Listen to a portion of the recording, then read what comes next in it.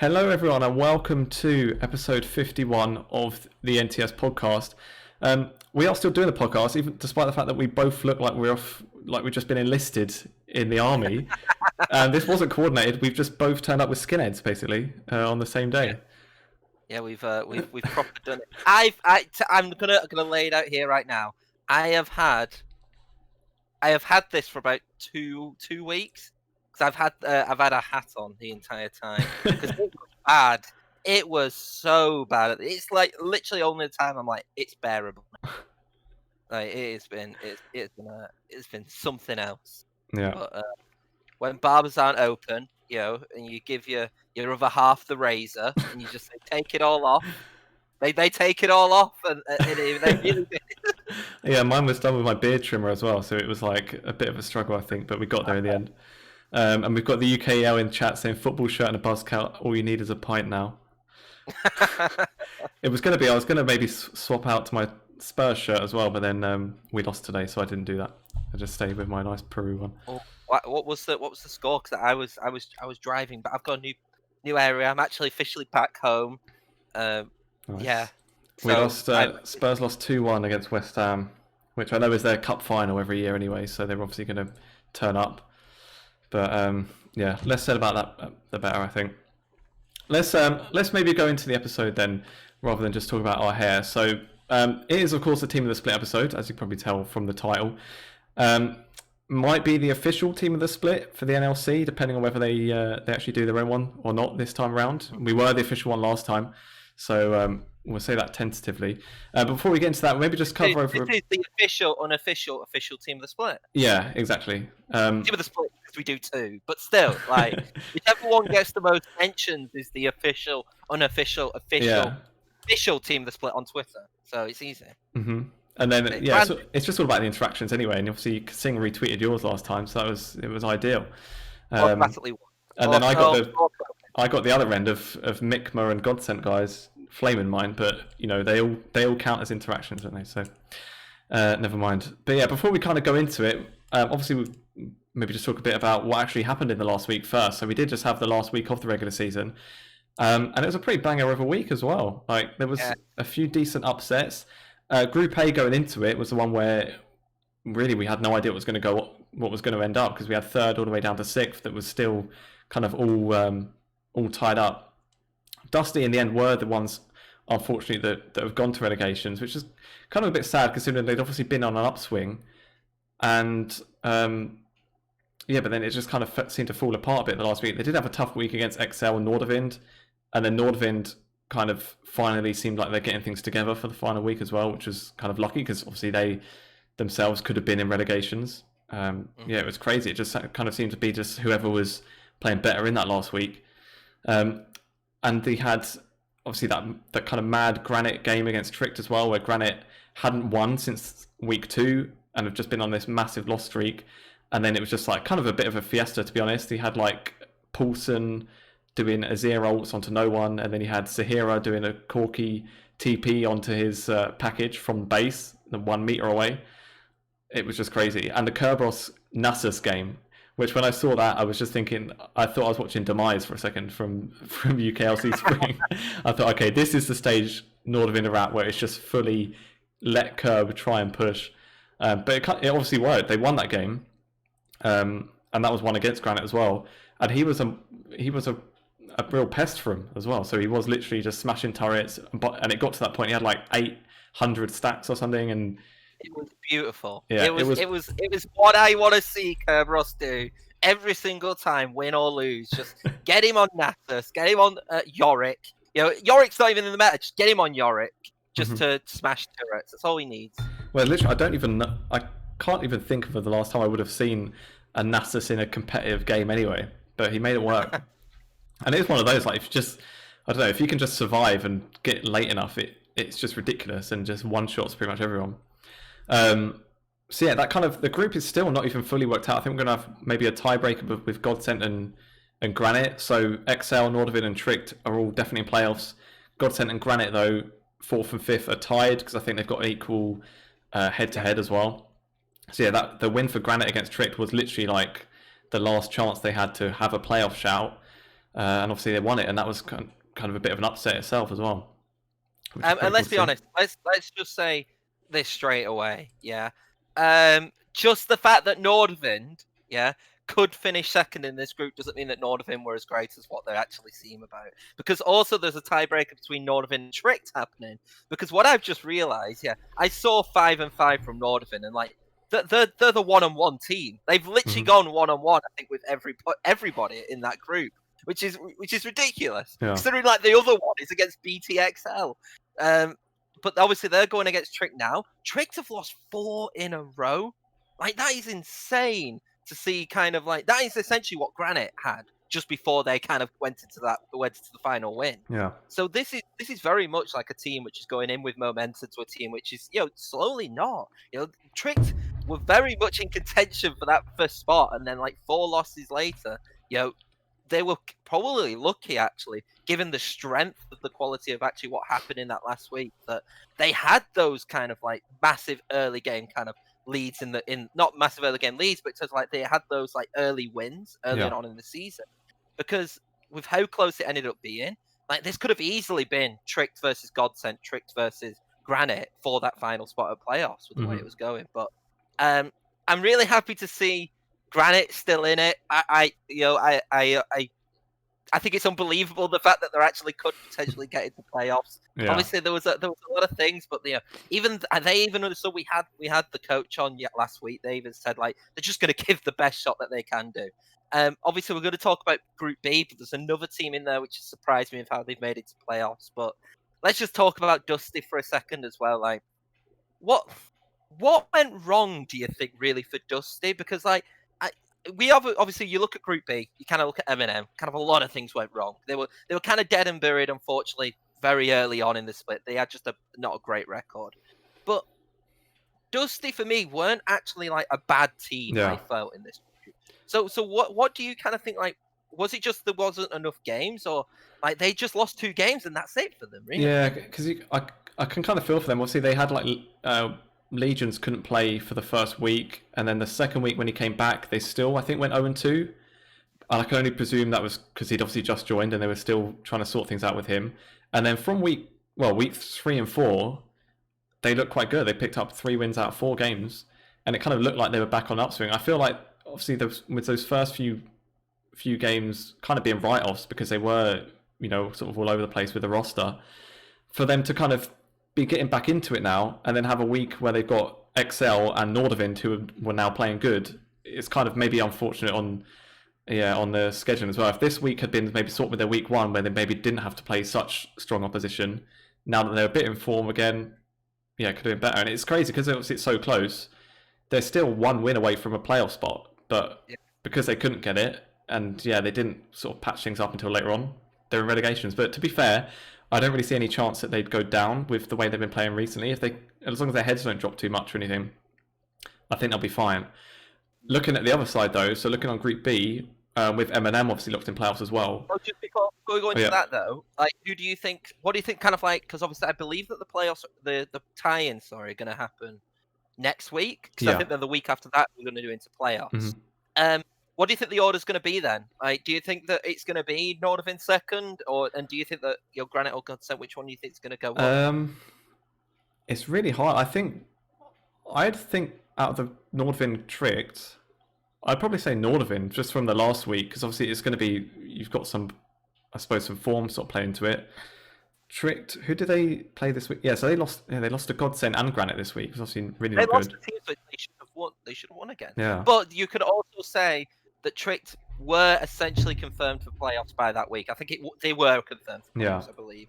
So you could take that with a grain of salt, but I also take 4 losses, as quite a big kind of indicator. It wasn't like this was they kind of stumbled past the finish line. It kind of felt like, it was like they were doing so well, and then they just tripped and kind of crawled across it at the end, and that's what it seems a little bit like it. But we could see there is still quality in that Trick side, I think, to beat Nordavind. If I have to kind of go off right now, I would say Nordavind, because I feel like Nordavind are on this high. Like, they're on this like kind of big high of a team which, let's be honest, we were saying throughout this entire split, like, this team should be doing better. This team should have been second, and yes, it's going to look a bit weird then, obviously, now if they finish second. I don't think they were all going to be completely happy with their performances, but to get that bye in the playoffs means so much by finishing second. So I think that Nordvin are going to win it. In terms of who I think is going to go into the playoffs, I think it's a toss up. Genuinely. Yeah. At this point, we've seen Granite, we've seen what Granite can do, we've seen what Godsent have done. So for me, the very equal sides actually looking into it now. Like they've obviously the synergy and everything like that has kind of gone, but I feel like Granite kind of clicking at the end. Yes, again, it was against Tricked who had already qualified, but like them clicking at the end, I think kind of meant a lot. And I think that kind of meant quite a bit. Whereas with Godsent, I think that honestly, we haven't talked about Godsent that much. They've just been consistent though. Yeah. Like genuinely, I don't think they've never once, like in that group, I've talked about kind of like Nordvin, Dusty, Granite as like the three where I'm like, oh, I don't know where they're going to finish, but I've never once been like Godsent, they're going to struggle. They just felt like a solid side this split. So I could also see them kind of pulling off their loss. If people don't know, was against BT. They've got a 1 loss on the form. It's against BTXL. What can you do about that? They beat Tricked, so both kind of teams are going in basically beating the same opposition with Tricked with Godsent, and then obviously with Granite with Tricked. So I'm gonna give it. I am gonna give it to Godsent. I think that the victory for Granite, is great. But I think that over consistency, I think of how they've done this season, I think Godsent are actually a good shout in to get it. But it could be either. I think I'd agree. I think Godsent look a bit more of a stable side, if you like. But it's a tough one. Like it's just kind of. I think it maybe depends more on how Granite turn up. I think it's kind of if they play well.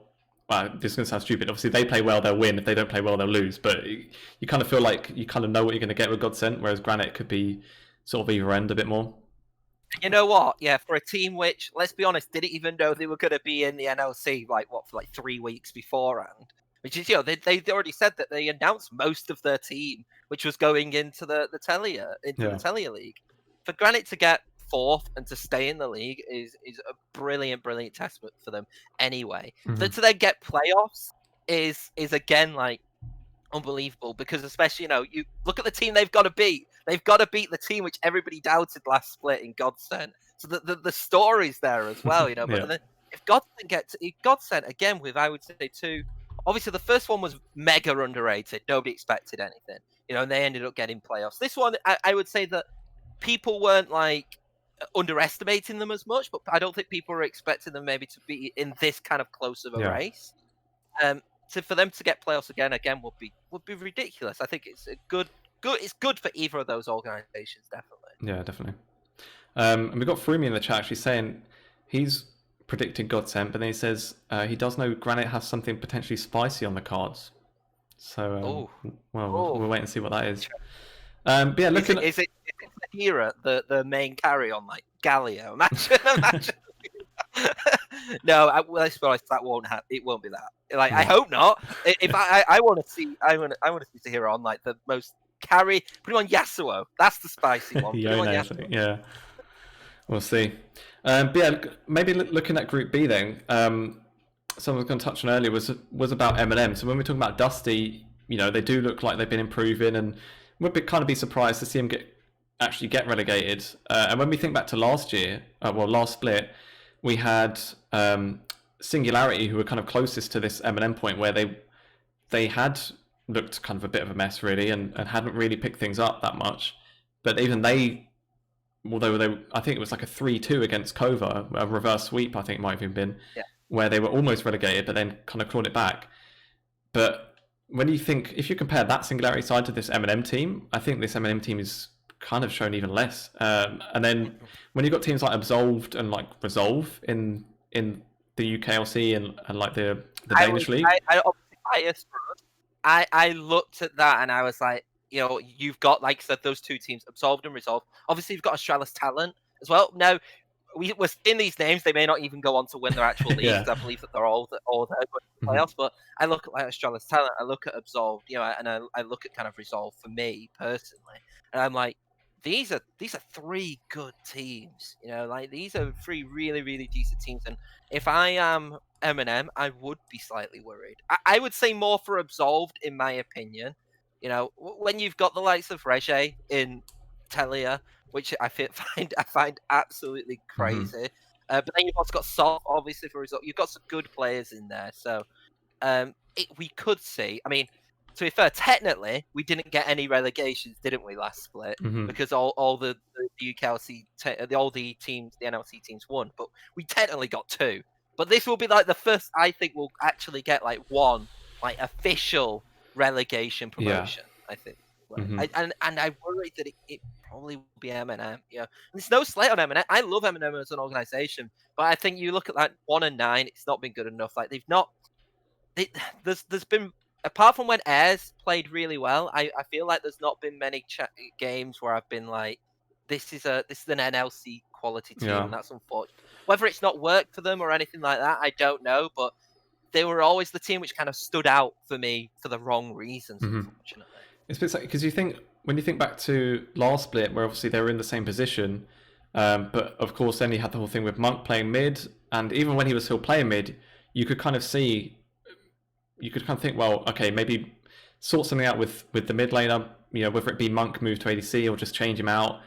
You could kind of see a way to fix it. I think it was Kakan was playing top, and he was playing all right. The bot lane wasn't playing too bad, and you kind of see, okay, maybe 1 or 2 changes they could kind of bring it around.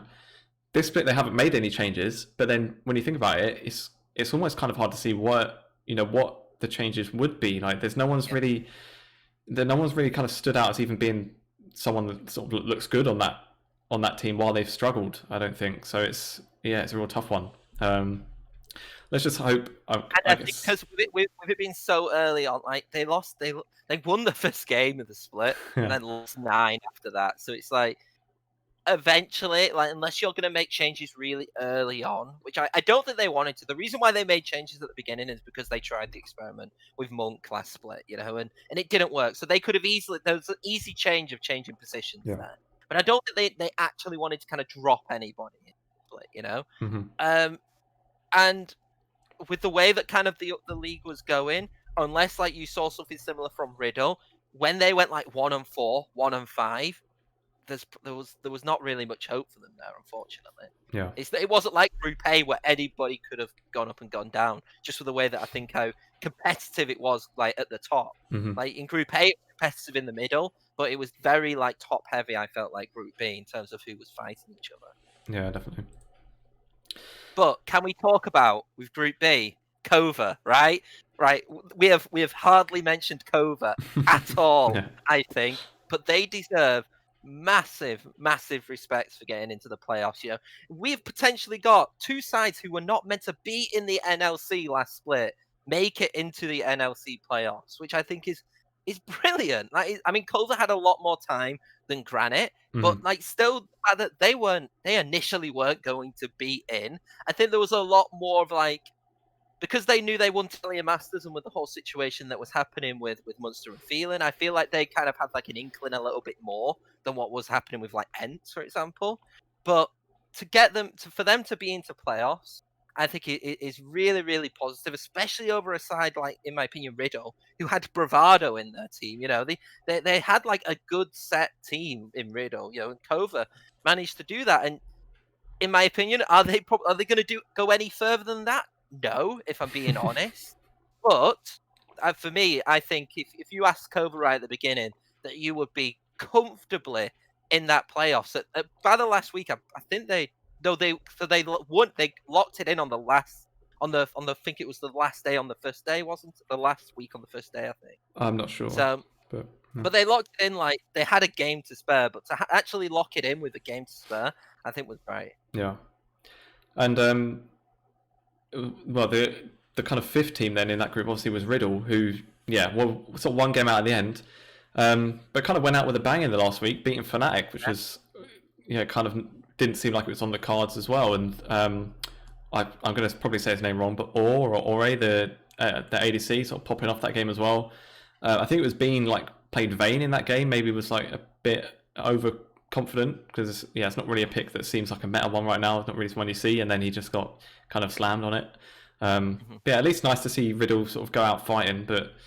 Didn't look bad. Like, I don't think Riddle looked bad. Also, just in case people didn't know, if Riddle had beaten Barrage, they still wouldn't have made playoffs because they went 0-2 to Kova. Yeah. So that's why. But that kind of highlights again, Kova beat who they needed to beat. You know, the 4 wins were against it was a 1-on-1 with Barrage, 1-on-1 with Eminem, and then they beat Riddle 2-0. So they kind of beat the sides which they really needed to. Arguably, obviously, the first game of the season, Kova Eminem. You could probably, it could go any way, I would say, with that. But like, they beat the sides below them and got a good result against Barrage, and that kind of secured it for them. Yeah. Now we have got another playoff, I believe, in this one. I'm looking. Do we? I think we might. Barrage against Singularity. I'm pretty sure they're both. Aren't they 1-1? Yeah, we do. So we have another like match. So I think there's 3 in total going on. And it's Barrage v Team Singularity. Now this is, I'm looking forward to this one. I'm really looking forward to this match because, again, second I believe gives you a bye. I think it's quite an important spot to have in second, if I can remember correctly. If I'm not, but either way, getting second in your group is good. I would absolutely. I don't know who's going to win. I don't know what I was going to say, but I would absolutely. I was going to say I don't know who's going to win. Genuinely, because when Barrage won, Barrage looked really good. When Singularity won, Singularity looked really good. I think they've both got like players in there who are performing so well. If I had to edge it, I would actually edge it to Team Singularity. But again, a little bit like on the opposite side, a little bit like the Godsent Granite game. I don't know how you can predict this one. I think it's so interesting. Yeah, I think it's tough. I'd probably give it to Singularity, but yeah, it's another one that's really difficult. And good to see 2 UK orgs, I suppose, in a way, fighting out for that place as well. Exactly. Whoever wins, the UK wins. That's what it is. Yeah. Yeah. Okay, cool. With that, I think maybe let's go on and start doing our team of the split. We have got a nice fancy graphic ready, so get ready to transition. There we go. We've gone, and there we go. So interactive this time, so that when we've done team of splits in the past, you just have to kind of remember who we've said throughout the episode. But now you'll see it on the screen, which will be hopefully a bit more helpful. So let's just crack on with it then. Let's start with the top lane. Yeah, I was going to say, should we start with one of the most obvious ones, which is top lane? Yeah. We'll start with that. And just for anyone watching to understand, we haven't talked about who we're going to vote for as well, so we are kind of going into each other's blind. I guess if you think it's obvious, is it maybe a Rome that you've gone for? Of course, it's a Rome. So I'm going to give him a reasoning for why it's a Rome. One, he's been an absolute beast. Like he's clearly like a better player than I would say most people in ERLs. If I'm being completely honest. Yeah. But I looked at this split and I looked at Arome, Kerberos, and Mummus. Yeah, as the 3 for me in the style of like not really Arome in his style, but just of his quality. But like Mummus and Kerberos, I looked at them as kind of like these are like the gatekeepers. And in my opinion, while I think Mummus has looked really good for Barrage, Kerberos I think has been a little bit shaky, and Arome just makes both of them just not look as good, and that is no fault to Kerberos and to Mummus at all. I just think Arome for me has been the king of the top lane, and it's clearly been shown by that. I think with the way that he's been playing, he's not been like mega flashy, which is what I kind of expected. Like Arome to play a little bit like more aggressive because wanting to kind of prove himself, but he's played kind of this team role. Yeah. And he's played the team role great, and it's kind of what I would say you expected from Arome. It's what Arome's been doing for a while, but to see him kind of do it in like an ERL level and to still do it like a really, really high level, I don't think there's anybody else, in my opinion. For me, this is one of the most one-sided picks out of it, and it's not because we've not got strong top laners as well. Definitely, and I agree. Like he hasn't kind of been overly flashy, but I feel like he's still kind of it feels like he wins lane every game, like no matter what the matchup is or anything. The one that kind of stood out for me a bit was, I think it was the first game when they played against Nordavind and he was against Kerberos, and I went back to double check it. He literally got a flame horizon over him, so he had like more than 100 CS difference.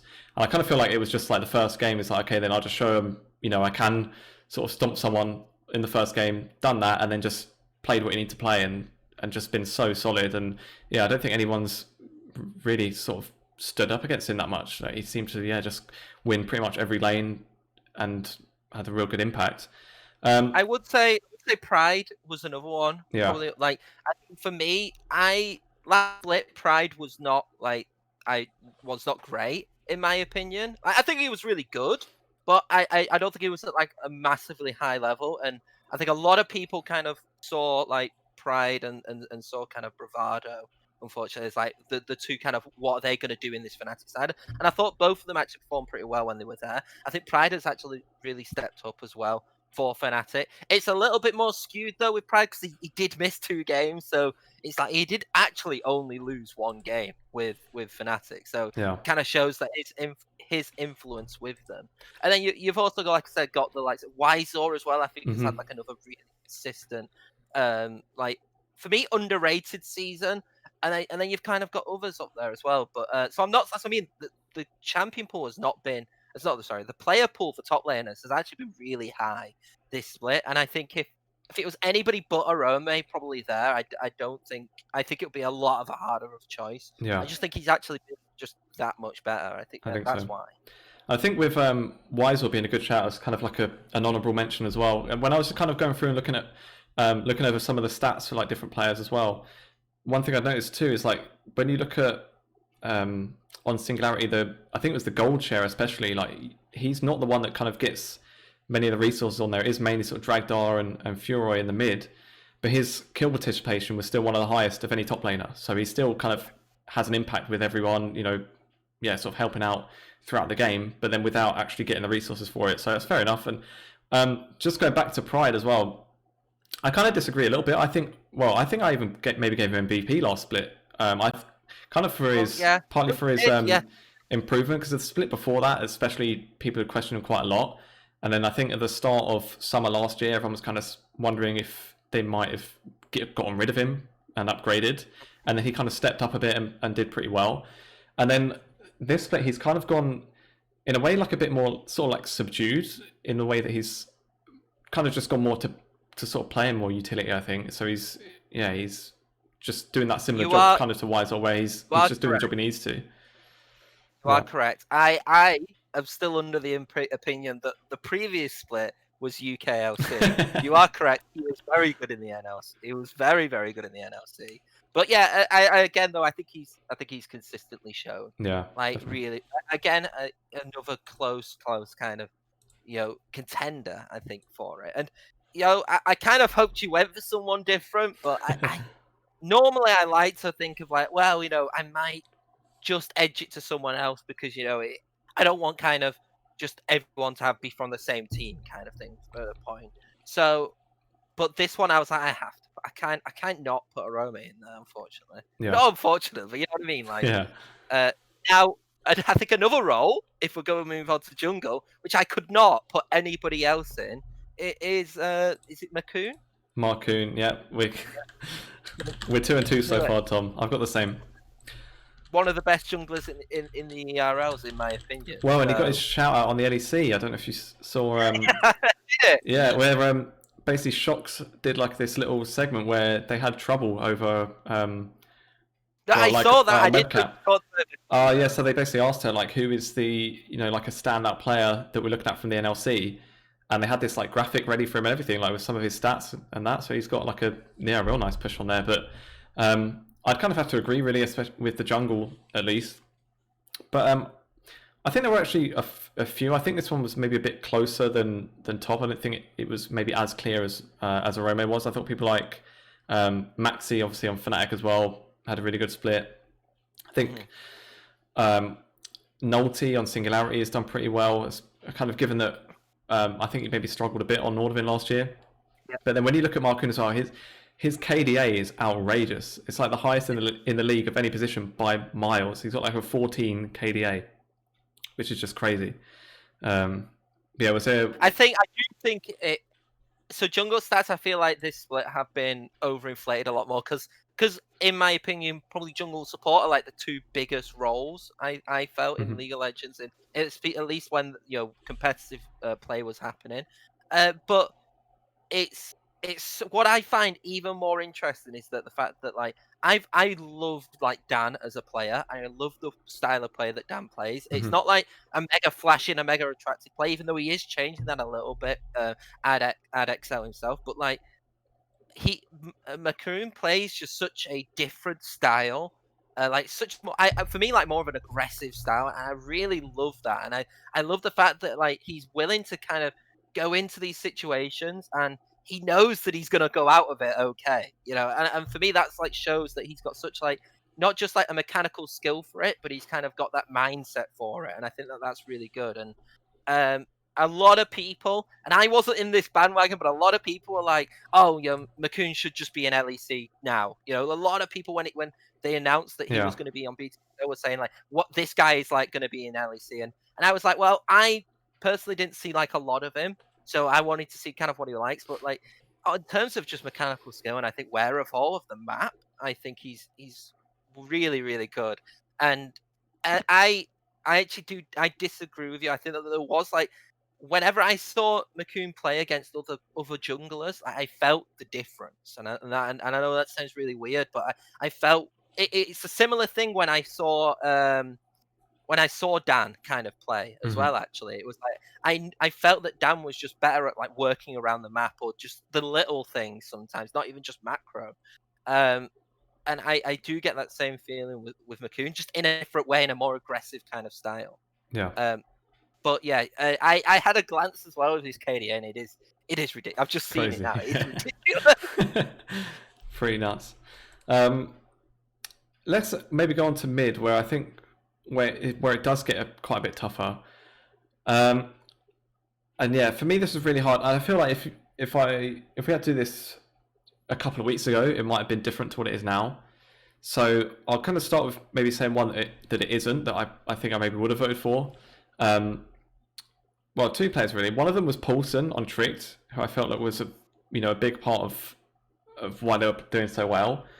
But then that kind of drop off that Tricked have had as a whole kind of puts a question mark on that, I think, a bit. And another one kind of, maybe not because of sort of a dip in form, but Furoy as well with Singularity I thought had been really, really good. But then when you kind of go and look, kind of even looking back through his sort of match history and just Singularity's games in general, a lot of those games where they do play well are kind of, they should be kind of in a way, but it's against the teams that are below them. And then when you look at them playing against Fnatic and Barrage, who are the teams sort of level and above, that's where you don't really see those kind of pop-off games and maybe don't see quite as much of an impact.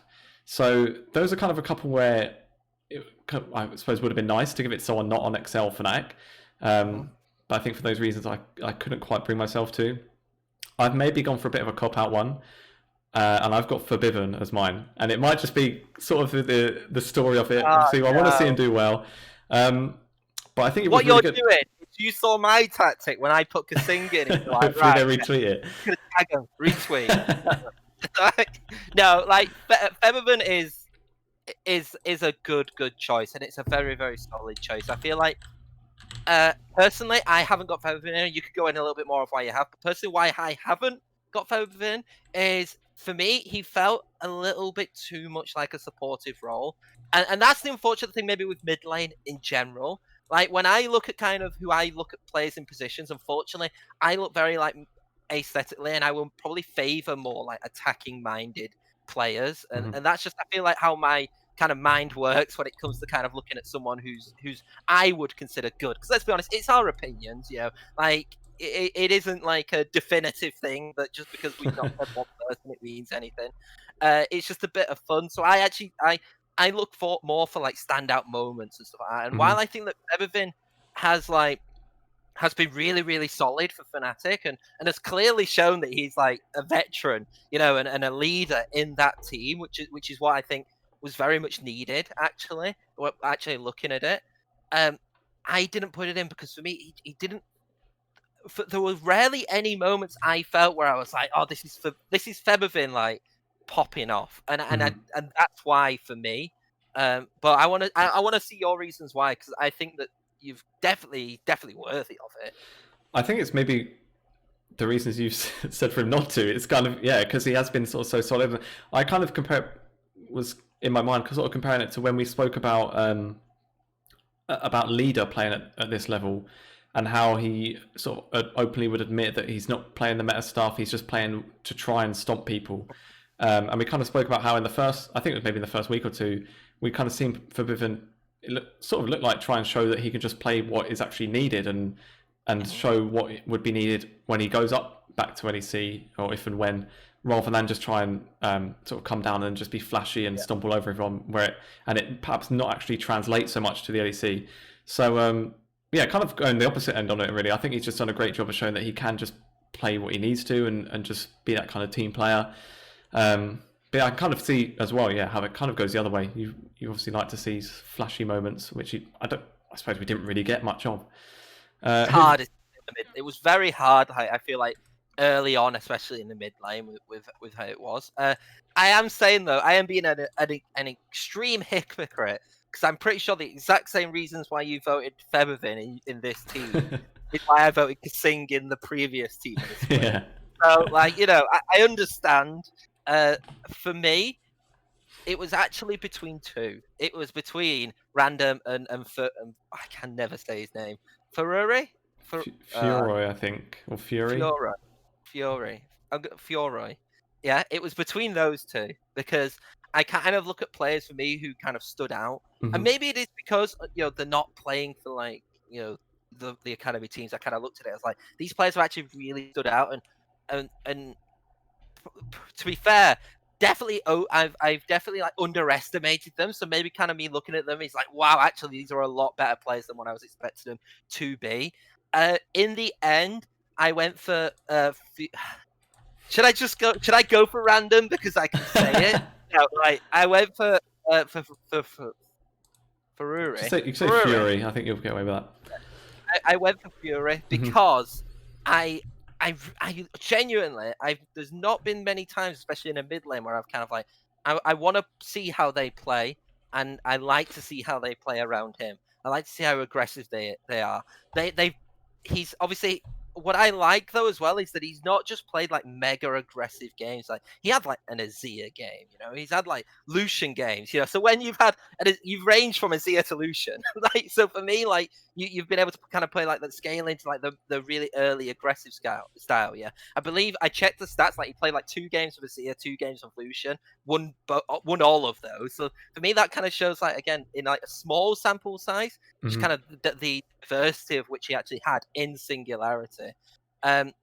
However, I do have to respect Random. I believe Random played 8 different champions in the split, which is an insane amount. I believe that Ferrari played 7, so to play 8 different mid laners, I think is really impressive. Yeah. It was very much. I think I said it off stream that there was one position where, to this point, I was which one am I going to go for? But yeah, for me, I'm going for Ferrari. Maybe if Barrage win in the the tiebreaker, I might veto it.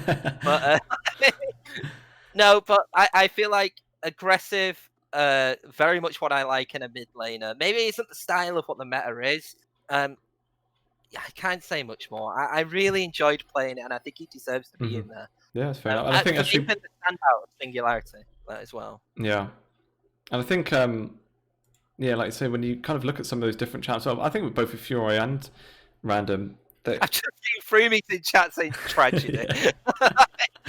Unlucky, but yeah, when you look at those different chats, there are some that are sort of kind of non-meta. You've got Fury played Seraphine, Zoe, which you don't really see too much at the moment, and then Random people like Echo, Cassadin. So I suppose even that it's kind of the sort of unseen thing that they kind of bring, where it's maybe not something you notice when they're literally playing on Summoner's Rift, but then in draft, obviously it makes it tricky to know what they're going to play, and probably hard to even sort of scrim against and stuff. So yeah, it's kind of a different edge that they bring as well.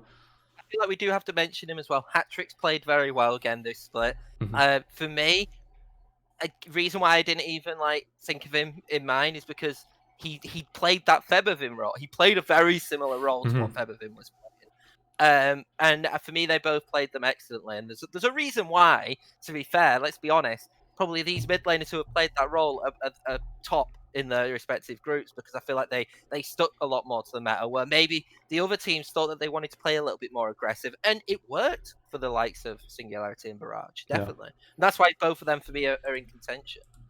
Yeah, and I suppose the only other one, the one mid laner that either won the match or would always get 2 bans was Sahira, obviously. But, yeah. Oh, to be fair, like I do have to also, we do have to credit Sahira. Like genuinely, in terms of like, no, I hate saying it in terms of most valuable player, because we do have an MVP, but I don't think of MVP as that regards. I just think MVP is best player. But in terms of legitimately most valuable player, it's Sahira at Granite. Like he has been so pivotal to them. So yeah, good job for including him. He definitely deserves a shout. Yeah. And glad to see them win without Rise Victor as well. Even if it was a bit of a scrappy game. Let's go on from there then. Maybe go to ADC. And I thought ADC was actually quite a tough one as well. And I was kind of umming and ahhing, and maybe had a few names that I could have gone for. I've kind of kept up the theme of academy players so far, and it's the same with ADC. So I've gone for Bean from Fnatic, but it was really hard. I think like there was a lot of people when I've kind of gone through and made notes and kind of jotted down names that I thought also played well. I've ended up with basically half of the league in here. So I've gone for Bean. I think it's just another. Yeah, he's just done sort of expected on one of the academy teams that you should be good if you're a part of. And it is tricky with the academy ones, like we were saying with Patrick's and Featherman, to actually line them up against other teams, because they don't really have to pop off, because the teams sort of got that sort of, I suppose, the edge of like even sort of the kind of meta game, and they don't have to rely on just winning out lanes and things. So it can be tricky. But it was a tough one. I've kind of gone for Bean, but really I think I would be happy going for any of the other ones that I've got. So I've had, obviously, Deadly has been solid as well.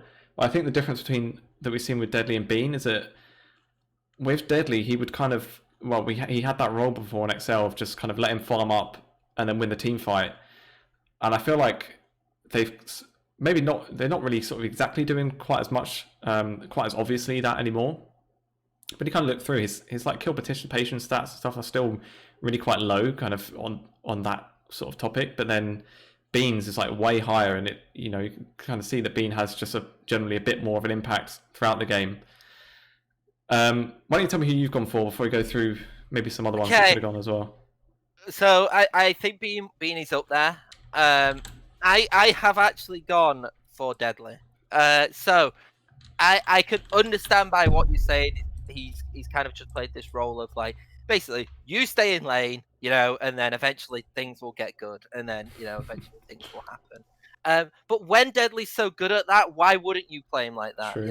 For me, what I found really impressive about Deadly is that he obviously I've gone blank on the support. Is it Advienne? Obviously Advienne's like a great support. But for me, like when you had that synergy with Deadly and Kasing, like that duo was really, really strong and complemented each other very, very well. I think that Deadly is very much like accustomed himself to Ardaven very well, to a point where I really see him kind of show off, not just like the similar style of we'll leave you in lane, you're solid, and eventually you can do stuff. But again, this guy played 8 champions. This guy played Samira, this guy played champions, which, let's be honest, we didn't expect Deadly to play, and they worked. He managed to find the way of working them in lane, despite again having this kind of low kill participation. I think he was like, I saw in like stats like yesterday that he was like second in KDA, and quite high in kind of a lot of the stats in there as well. So while he is being left on alone, he's not like dying. He's being very safe. He's being left alone. It's hard for me as well, because BTX obviously went 9-1. They were very, very impressive. I looked at obviously Arome, I looked at Marcoon, but I think again Deadly was another player who had to perform, I think, the best that he could do. despite maybe not all the time being the person who was, the main person they kind of targeted in terms of what they wanted in teams and stuff. He was very much like, we're gonna. It's funny really because with a team like a Roman, it felt like the draft a lot with sometimes with BTXL was Deadly. We're gonna see what we're gonna play, and the Deadly you're gonna play something which kind of complements that, which is very different from what we traditionally seen with ADCs. Obviously with the metas and how things have kind of changed like that, it feels like a lot of people complaining that maybe ADC isn't like as much a carry as what it used to be. But to see kind of this kind of change happen with Deadly, I think is really impressive. However, can we give a shout out to Dragdar? Like, Jesus, Dragdar, what a rise this has been. Like, honestly, and then maybe again, I'd say again with Barrage, like Kievo as well. Like, Dragdar and Kievo are both now, I feel like, are very, very similar level, despite being kind of different players. But the way they got there was so different. Like, Dragdar had to kind of just get that drop right back down, developed himself even more in like lower leagues, and worked his way back up, where I feel like Kievo has just been consistently getting better and better and better. And it's so interesting to see kind of where these two players are going to be in the future. Because for me, I look at being a Deadly and they're set. I think they're like, they can get better, obviously, but I feel like they're at a level which I think a lot of people would expect kind of, again, B-Team Fnatic bought these teams to win EU Masters. There's no denying that. So that is like the level which they are at. Where like I'm really interested to see where Kievo and Dragdar, especially now, in my opinion, go in like the next couple splits. But that's why I went Deadly over Bean. Like Bean, yes, has definitely kind of really, really been impressive for practically every game he's been in. But for me, Deadly, with how he's kind of changed a little bit of his style, maybe not the same style of like, stick him in lane, see what he does, but how he's had to change to work with different champions, and how I think he's done that perfectly everything else. That is why for me. Yeah, and I think I had obviously Dragdar and Kevo as a couple of my sort of extra ones as well. And with Kevo, he's unlike in summer last year with Ents, he's got wins not on Ezreal as well. So last split, I think literally like the 4 wins or something or 3 or 4 wins that Ents had, he played Ezreal every time. Obviously the meta's not really suited for that anyway, but it's good to see him sort of branching out a bit this time around as well. I had Chrisberg as well as like a bit of an honourable mention, who I think, despite Nordavind sort of previously being a bit coin flip and looking quite shaky throughout the split, I think he's looked pretty solid, whereas others like Kerberos and Ericsson have definitely had off games where they haven't had much impact. I think he's been pretty well so far. Chrisberg, and obviously, like, I don't want to, right, it's nothing to do with the team. Like, obviously, it's nothing to do with the situation. So before I make this analogy, I have to go put like an asterisk on it. Because you know which analogy I'm going to make. Like, for me, when I saw Unforgiven at Munster, I kind of saw like the players weren't really playing well, but then like every time I saw Unforgiven, and he got into my team of the split, like last split, was because I feel like he was very consistent. And that is, and very much like he was the person who was in charge. It felt like that with Chrisberg. Now, I'm not saying that there's obviously any like thing going on with Nordavind and stuff. It's completely different. Obviously, I believe that Nordavind performed a lot better than what Munster have done. But I get that same sense that like actually when I'm seeing like Nordavind at the peak, it seems like it's Chrisberg at the helm, and it's really enjoying to see. To the point where if Nordavind as a whole, I think performed to the level which we expected them. If they have like maybe a couple more wins and were like definitively second, it's definitely a person who I would have put in the conversation as well. Yeah, definitely. And opposite to what Don Drake in chat is trying to say, I didn't say Chrisberg just because I saw it in chat. I actually wasn't reading it when I said it, so it's just good timing, I think. But yeah, definitely had a decent split as well. I do have to. I don't like being mean a little bit as well. And I don't want to be mean because I don't think it's too bad. But I think a Chu is a person again who kind of deserves a little bit of credit. I think it's so hard for me to pick anybody from Tricked. Like if Tricked continued the momentum which they were doing, I would be like, right, yeah, well, someone from Tricked had to be in there. And for me, like a Chu was someone who I kind of saw that. It just felt like it just didn't look good with kind of like the final games, And I'm kind of a bit gutted that the fact that like. I really wanted kind of a Chu to keep going and keep going, but it's one of those, and obviously they're still in playoffs. He can still kind of show up, but he's another player who I definitely keep an eye on. Yeah. When I'm looking at the mixture of the ADCs as well. Yeah, definitely. I think like I said, maybe Paulson would have been a shout as well. So yeah, it was a shame to kind of see that form slip away. Let's go on to support them, where I finally got a bit of more of an interesting one actually. So why have you gone for Prosper? Spoilers, it is actually Prosper. And kind of, well, it was a tricky one. So we've got obviously people like the academy ones are kind of obvious. I've got Baloo written down as well. Another one with Tricks is, I think, looked good in parts, but then maybe they just haven't had that consistency. But I feel like with Prosper, and this is one maybe that I'm kind of making some assumptions as I pick Prosper. But when you look at that team, who was obviously a side that when we saw on paper looked quite decent, but had people like Dragdar who obviously don't have that much experience at this level. Nolte wasn't coming off from like the greatest of splits. Exactly, and then you kind of look and I kind of saw Prosper as like the kind of more veteran player on that team, and I feel like he must. And again, it's presumptions, but I presume he must have quite a big voice in game as well, and probably has quite a big part to play with that side. And yeah, I think I just think he's played really well too. He's had a couple of like kind of shaky games. I think it was one rail game that he had earlier on, in one of the losses they had. I don't remember who it was against, but yeah, he didn't look that great. But I think in general he's played really well, and yeah, I'm kind of going with that presumption as well that he probably does have quite a big voice in the dressing room, as they say as well. Who have you gone for? Have you gone for someone else? So I've gone for Rooks.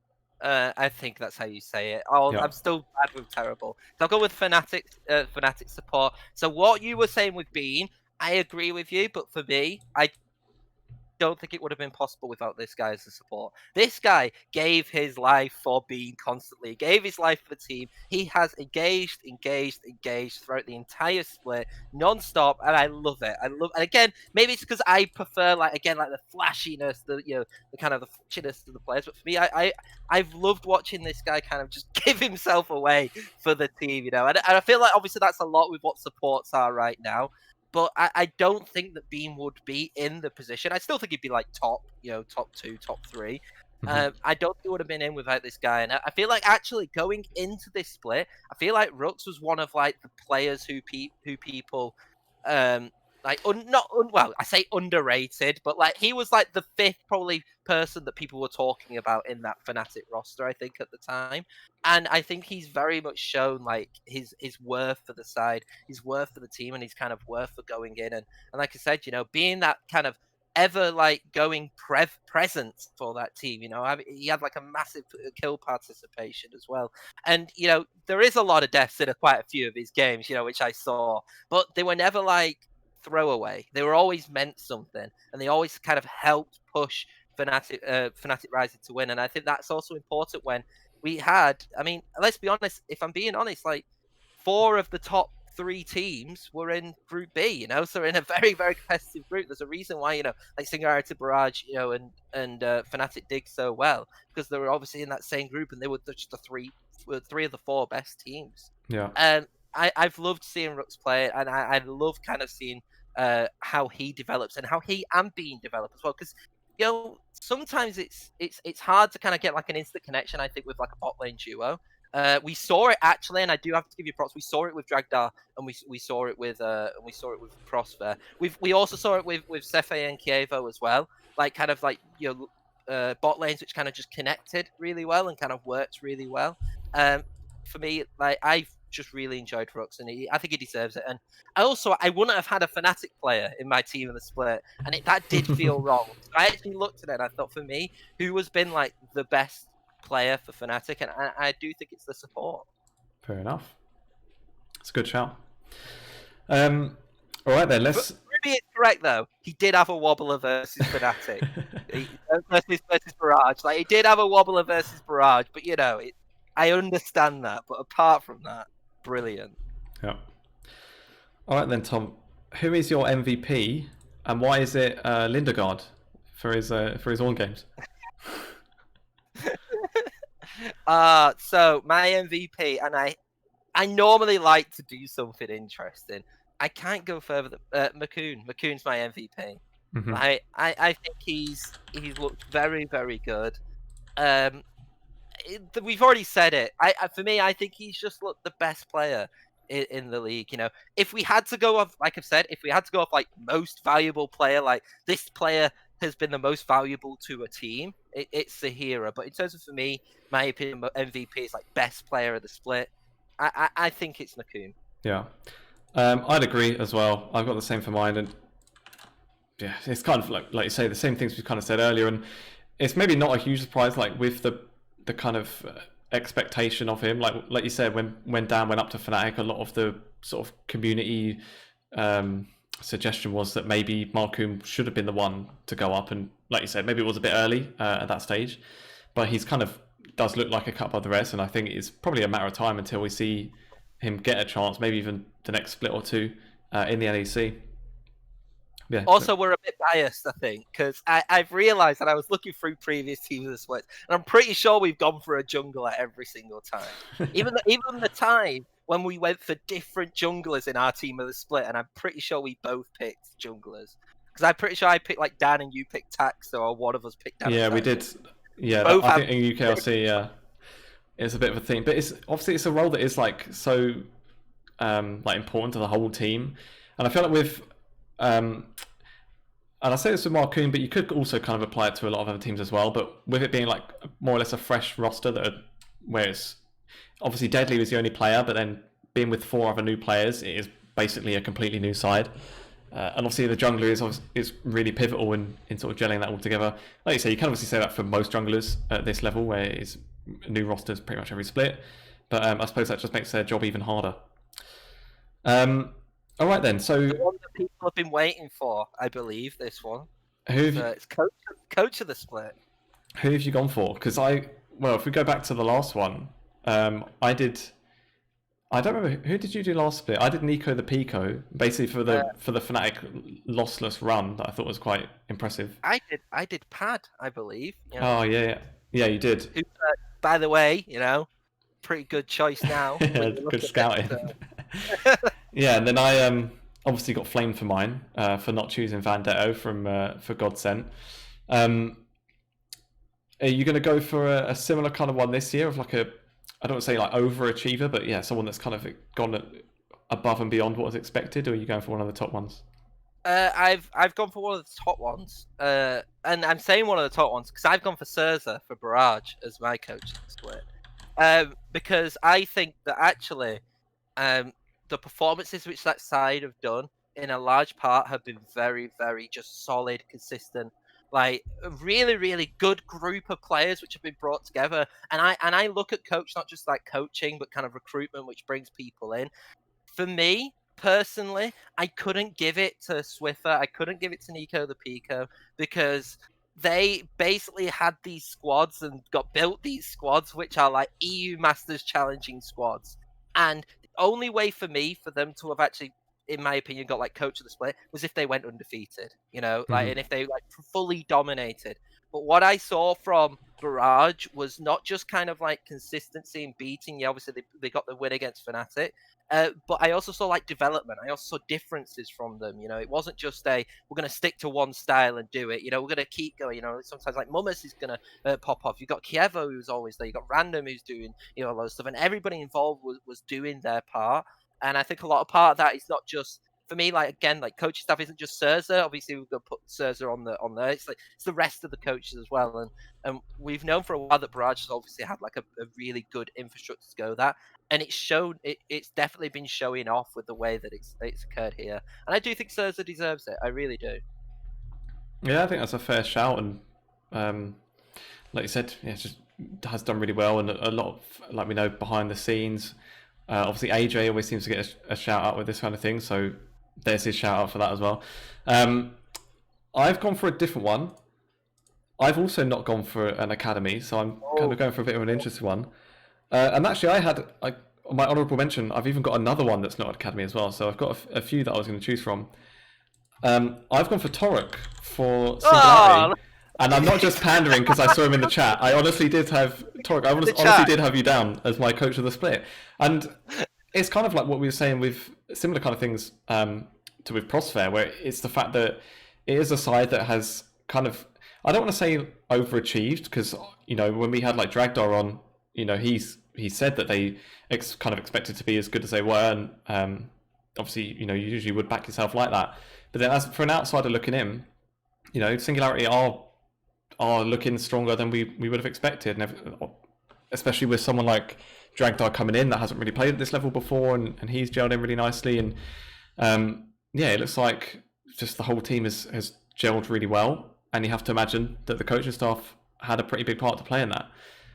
One that I had as well as a bit of an honourable mention, there's maybe a bit of one more from left field, but I also had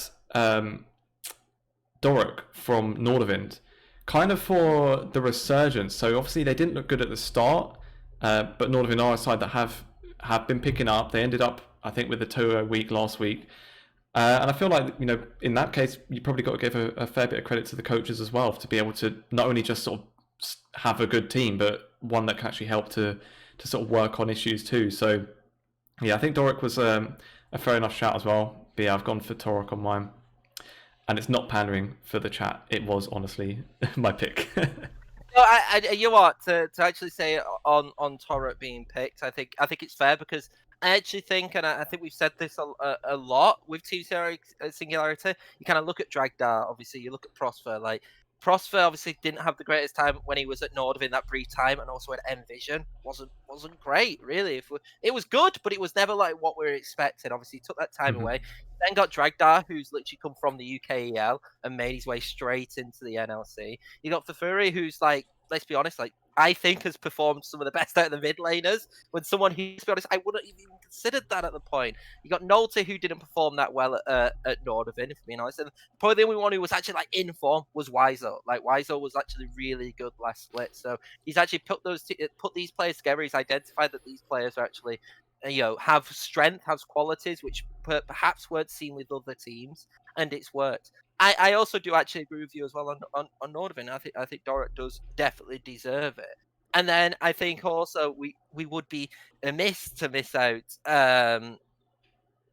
What is Godsend's coach? What is his name? John, isn't it?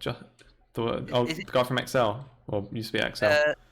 Yes, I believe so. Yeah. See, underrated. Gonna say underrated. Yeah, I think he's done a consistent job with Godsend as well. So I like consistency as well sometimes. Not just sometimes having that, because I feel like sometimes it's really actually hard. It's really easy to motivate a team, but sometimes it's actually hard to keep a team motivated, in my opinion. But there's been some good coaches. There are always good coaches coming through. Definitely. And with that is our team of the split. So who's do you reckon would win then if they went against each other, Tom? I mean, you've got Featherman. if you get a Featherman retweet, you've won, right? I would say that it's really interesting overall, if we're being completely honest, to see that we were very, very set on XL's top jungle, and then actually to see us like differ, I think on the 3 kind of does actually show a lot, because I know that there's been a lot of kind of cases where in previous splits we've been, it's just Fnatic and XL, but genuinely I do think there's been a lot of competition this as opposed to like previous. Like last year we had Riddle, and we had kind of that renaissance of Riddle. We kind of had Tricked as well, but for me, like Riddle was like the standout. So it was very much like, well, we picked from 3. But this time, we've had like 4 or 5 solid teams who we could put in. Like I said, I would say that some people would be upset to not see Sahira kind of, go into even MVP or even into the mid lane, with his performances. And there's a lot of other ADCs as well who have really stepped up. So I'm really happy with kind of how everything is, and I'm really looking forward to kind of seeing how these things can change in playoffs, because obviously playoffs means everything, and exactly. I can't wait. We've give Marcoon the MVP, and I can't wait for them to lose to Fnatic and just get dominated by Maxi. Well, we've got apparently Cerza has said that the overall coach of the split will be determined by the winner of the Barrage Singularity tiebreaker. So we'll give the official, unofficial, official coach of the split after that. Before we kind of round out, then we can maybe just talk a bit about sort of how the split's gone in general. So obviously we have had changes to split with the scheduling and stuff, which I think was quite a big complaint people had from summer last year. And to be fair, I don't think in terms of the actual like broadcasts themselves, like in the timings of it, I didn't really see a change in that, and I think that was something that people weren't too happy with, especially the players sort of more into Europe where the time zone's a bit later and they're playing like gone like 11 p.m. And it still seems like that's the case, and I still don't really understand why it starts at 6 o'clock. Like it starts at 6 o'clock UK time and 7 o'clock like Central European time, and I still don't really get why it's not an hour earlier. Like all the other leagues, I'm sure usually start at 6 o'clock for Europe, for the rest of Europe, like the LEC does as well. But yeah, it's a bit of a strange one. I wonder if we would see that change later on, or because we kind of wondered if it was partly the whole thing of being in partnership with BBC as well, and kind of had to deal with them and agree things with them. The NLC obviously wasn't on BBC this split, so that wasn't an issue. But then the timing didn't really seem to change. So a bit of a strange one in that sense. And I suppose the only other sort of unfortunate thing is something we've spoken about a bit off broadcast, but is the viewership, which we haven't really seen change or haven't seen increase. I think last split even was probably higher in a lot of cases, but that's I think mainly because it was on the Twitch homepage. But then I think the viewership topic kind of gets even more highlighted this split when you see what's happening in the French league, where they've got like co-streams even starting now. And there was a game that had like 200,000 viewers or something ridiculous for the LFL. I recently did an article about January's viewership on Esports Insider. If you want to check over that website, and I highlighted the rise of the LFL a little bit as well, and I checked that in January, like the top 5 matches were all above 100,000 peak viewership. Like that's insane. Not just to have it once, because sometimes you can have like one game, it just so happens that everybody watches it at that time, But to get like 5 games above, and I checked, that is more than what like the Smite World Championships got, which is crazy, quite insane, really. And I believe like the Call of Duty, like the welcome, not the league, but like they did like a welcome back kind of, like a lock-in kind of thing. I think it was like. They got more than that as well, and I'm like, it's insane. For me, it breeds success. Like I actually look at it though. I guess it's a little bit different with France, because like France is a French-speaking broadcast, like so there's a big audience for kind of a different speaking broadcast. But for me, in my opinion, like I don't think Fnatic doing. We had one NLC team actually in the group stage, probably didn't help for EU Masters, because I think a lot of that player base watches EU Masters, sees kind of that hype, and that's where you get the casual viewers in. It doesn't help that Fnatic didn't do very well. Yeah, obviously MagiFelix left to go to China for Worlds, and so that's why. But that still doesn't help, I think, then when you're trying to hype up the next season, because people are going to look at it and be like, well, no one did very well. Because obviously, just from a casual viewer standpoint, they're not going to be like, well, we don't know that the whole teams are going to change and that actually we've got really 2 strong teams. They're just going to look at it and say, well, they didn't do very well. They've not won it, And so I do think that kind of like competitiveness kind of breeds a little bit of viewership. Also, like I do think that NLC could do a little bit better, but there's only so much you can do. It's I'm not like an expert in viewership, so it's very difficult to pinpoint it. I do think the fact that it's like English broadcast League of Legends does limit it a little bit, because a lot of people are already seeing an English broadcast. What makes I think the LFL so interesting is the fact that like, hey, you don't need to learn English to watch it. If you're French, you can watch this, and that could be very easily accessible to people. But I hope that. I have a strong belief that I think that NLC is going to do really well at EU Masters, and hopefully that can kind of help build onto kind of things in the future in terms of getting more viewers. Getting more viewers just creates, I think, a healthier environment as well. It gets more people interested, whether it be sponsors or anything like that. Yeah, and that you imagine would probably make what players want to play there more as well, to actually get more of a platform too. Funnily enough, I think from what I noticed, the highest viewership I saw, I think, was Fnatic's first game against Barrage, and I presume it's because it was Featherman's first game in NLC, and it was like almost 5,000, and obviously they lost. So yeah, a bit of an unfortunate one for them. But yeah, I do wonder if maybe co-streaming is something that could come into it. Obviously, we see it more and more with some of the bigger leagues now as well. Oh, you're not making us do more work, are you? Well, we could do it. You never know. But co-stream the NLC. but even if I don't know, even if like for example for Fnatic, if they could get I don't know like one of their main roster players to co-stream just a couple of games here and there, I don't know, even things like that could probably help a lot. So hopefully that's something that maybe could come into it. What I do appreciate, yeah, and this is so I've got esports charts up right now, and like the top 5 is 4 of them are from week 1 day 1, which you would expect. However, week 2 day 1, Dusty Granite is the 4th most viewed with like 3,000 views. So it's like it actually like out of all of them, only 2 of them have got Academy teams in. You know, you got Dusty Tricked, Dusty Granite, Godsent Granite. So there is an interest in kind of in that, and maybe sometimes it's not always like the academy teams, but I think there's definitely an interest in it, and it would be interesting to see kind of how it's going to develop. But I do think it will. Please just don't change. Don't look at this and be like, right, it's because the format, you know, or it's because maybe if they're going to change it to, just make it a straight format, you know. But don't think like, oh, we need to rebrand, we need to rechange anything, because I think that also hurts the scene as well. Like when like people know the Premier League as the Premier League, you know, and while obviously this is really like out there thing, if they changed it to like English football first division, yeah, I bet you there would be some casual football fans who wouldn't actually know like really casual fans who wouldn't know it, or especially like foreign fans who wouldn't know it, because it's a different name, it's a different brand, it's a different format or anything like that. So it's like, I just don't change the format. Keep it kind of same, maybe adapt it a little bit, but keep the branding, push it a little bit more, and hopefully things will improve. And I think it will, because the quality has been, I would say, better this split than it has last bit. Yeah, I like how they've done like the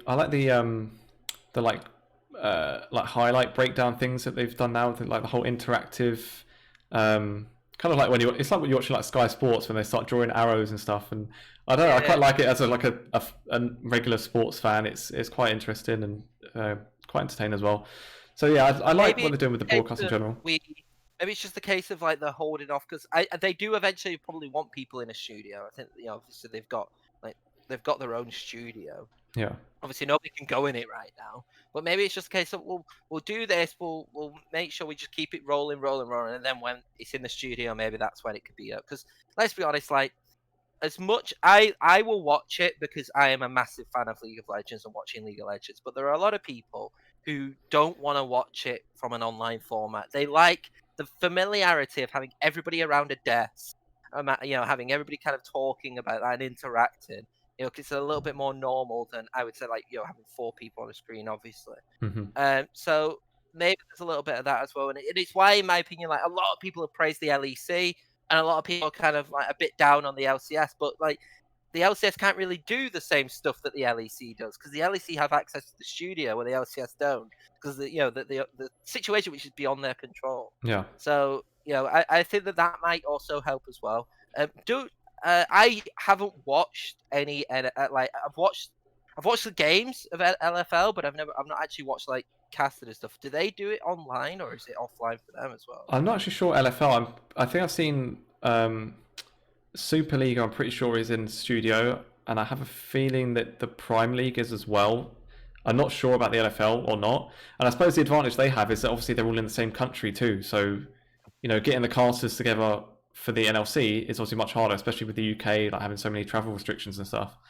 So I suppose that's almost another thing really. It's not too much in their control to actually get it done. Like if even like the Danish league, and I noticed this. I think I saw Goldball tweeting like a tour of their office, because the Danish league actually is in a studio, a small studio, but they're actually in studio where the casters are actually next to each other. And I know what you mean.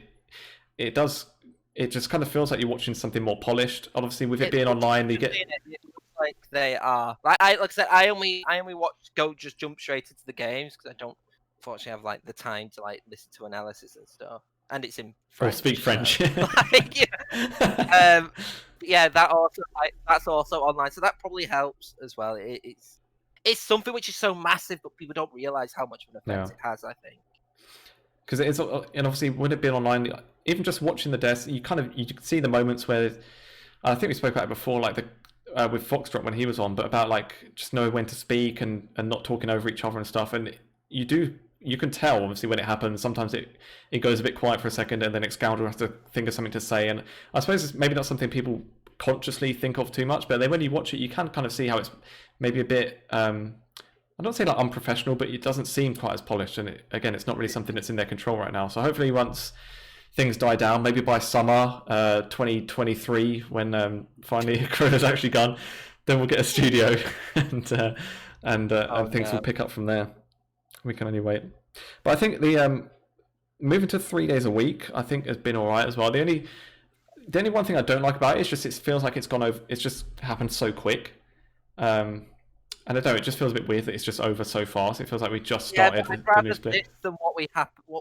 I mean, let's be honest here. Maybe if we had it 2 days a week, would we have another riddle situation where like the team which is in play-ins will have to play like 50 games? Yeah, true. At least like the NLC is going to hopefully be finished like one of the first leagues and have more of a break and then an advantage at EU Masters. Maybe that was the main reason to do it.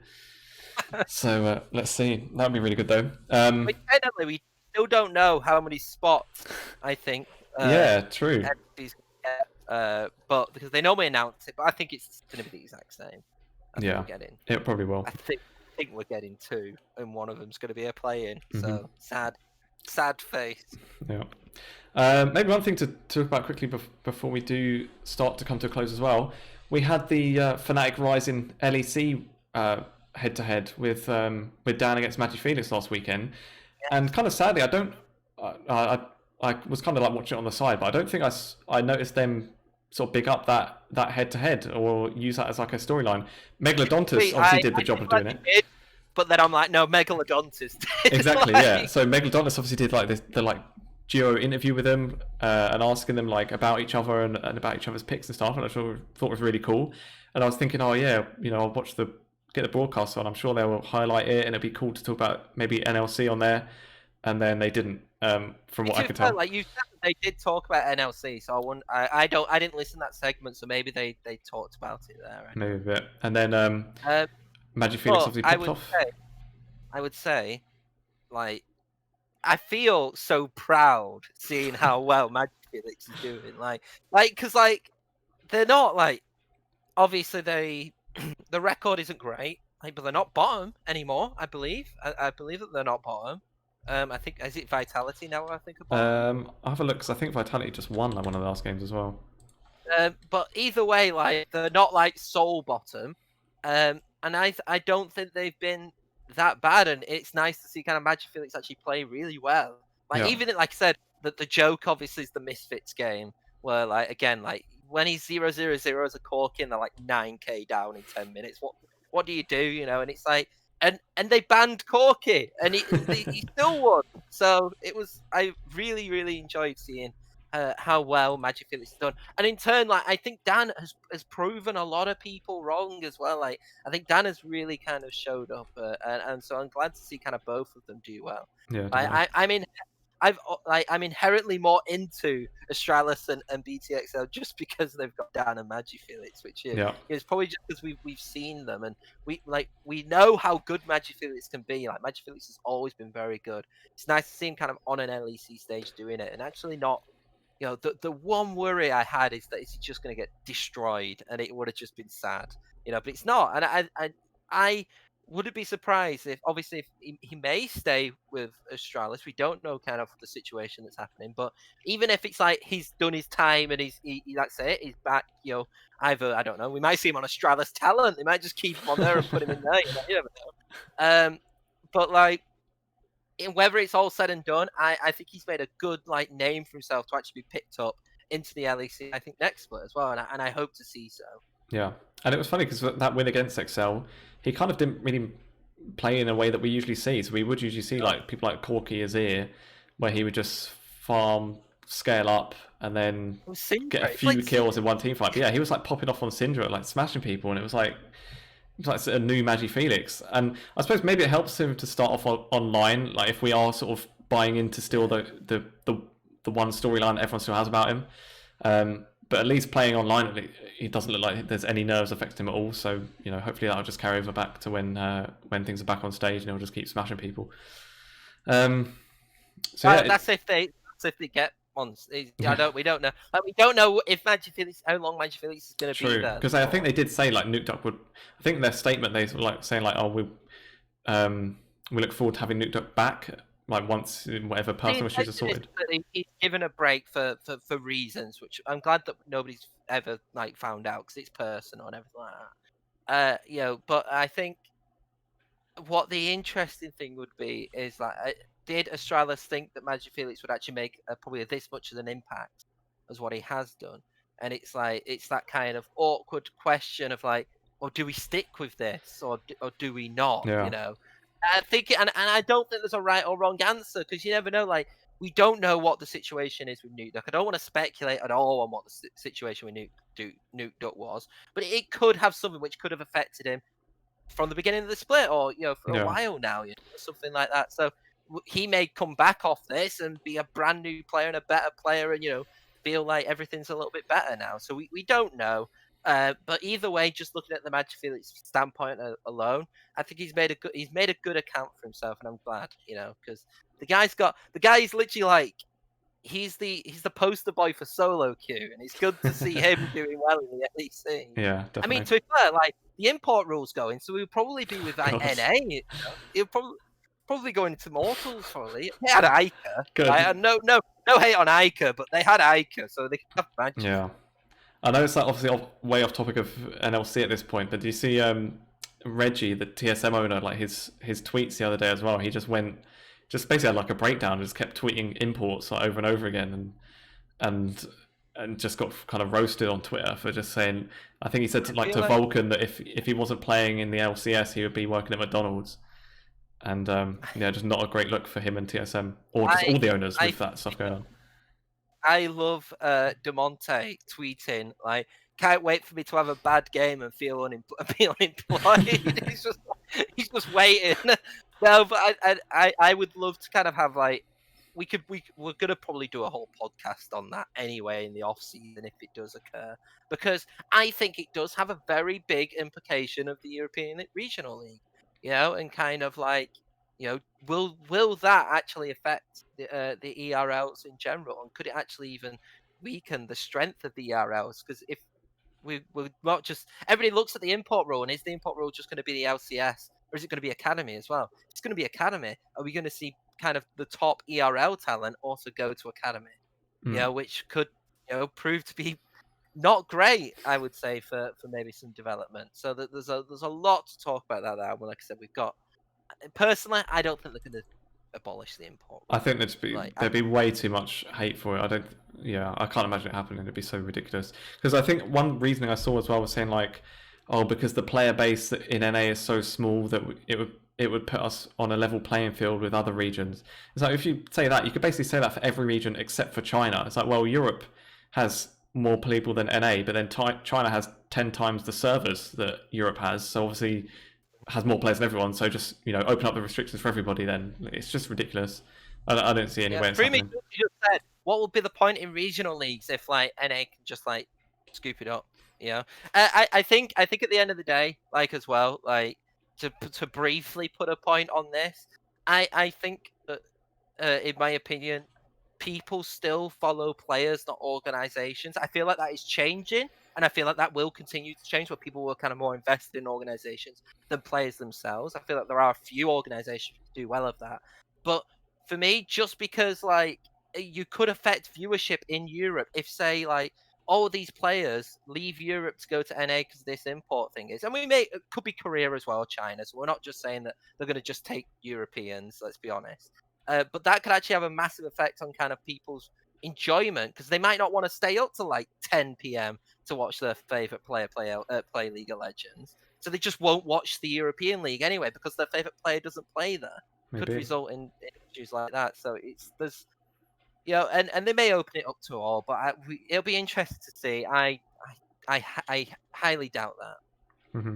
Well, and I see an argument of like people say, oh yeah, well like football teams barely have any of their own like country a lot of the times, but even then, you still have some level to it. You still have to have some amount, and fans do still prefer to have their own like nationality in their team. It's just like a sort of national pride kind of thing. Like people just do. Look at Team Singularity with 3 UK players. Exactly.